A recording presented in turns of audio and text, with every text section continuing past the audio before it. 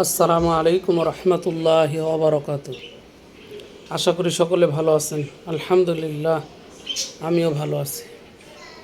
ছোট্ট একটা গল্প শেয়ার করি আপনাদের সাথে। একজন ছেলে তার মাকে বলতেছে যে, মা, তোমার সব জীবনের ঋণ আমি শোধ করে দিব। আজকে আমি অনেক টাকার মালিক, তোমার সব ঋণ আমি শোধ করে দিব। তখন মা বলতেছে, না, সম্ভব না, তুমি পারবে না। কনা, তুমি বলো, তুমি কত টাকা আমার কাছে চাও, যেই টাকা হলে তুমি তোমার ঋণ শোধ করে নিতে পারবে। মা বলল, না বাবা, তুমি তো আমার ঋণ শোধ করতে পারবে না, বা আমিও চাই না তুমি আমার ঋণ শোধ করো, অসম্ভব, তুমি পারবে না। কিন্তু ছেলেটা তারপর জিদ করতেছে, না, আমি পারবোই তোমার ঋণ শোধ করে দিতে, তোমার কত টাকা লাগবে বলো।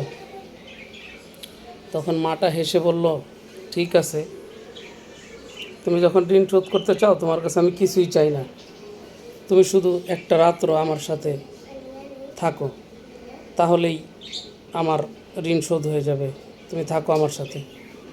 বলছে, ঠিক আছে।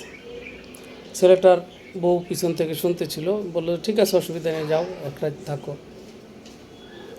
তখন রাত্রিবেলা যখন দুইজনই ঘুমাইতে গেলেন, তখন ছেলেটা যখন ঠিক ঘুমায় গেছে, তখন মাটা ডেকে বলতেছে, বাবা বাবা, একটু পানি খাবো, নিয়ে আসো তো পানি। ছেলেটা এই ঘুমের চোখে উঠে গেছে, যাই না দিছে এক গ্লাস পানি। অল্প একটু খেয়েছে, খাওয়ার পর আবার রেখে দিছে। রাখার পরে ঠিক আবার যখন ছেলেটা ঘুমায় গেছে, তখন ছেলেটা ঠিক যেই জায়গায় শুয়ে আছে, ঠিক ছেলেটা যেখানে শুয়েছিল সেই জায়গাটার মধ্যে পানিটা ফেলে দিল। ফেলে দেওয়ার পরে ছেলেটা উঠলো, আহা মা, এটা কী করলা তুমি এটা কী করলা, আমার জায়গাটা আমি ঘুমাবো না? আচ্ছা ঠিক আছে, যাও, আমি এই পাশে শুই। তো ছেলেটা যখন আবার শুয়ে পড়ছে, তখন মাটা আবার তাকে ডাক দিছে, ওঠো ওঠো বাবা, ওঠো, আমি একটু বাথরুমে যাব। আহা, তোমার জ্বালায় তো মা ঘুমাইতেই পারতেছি না।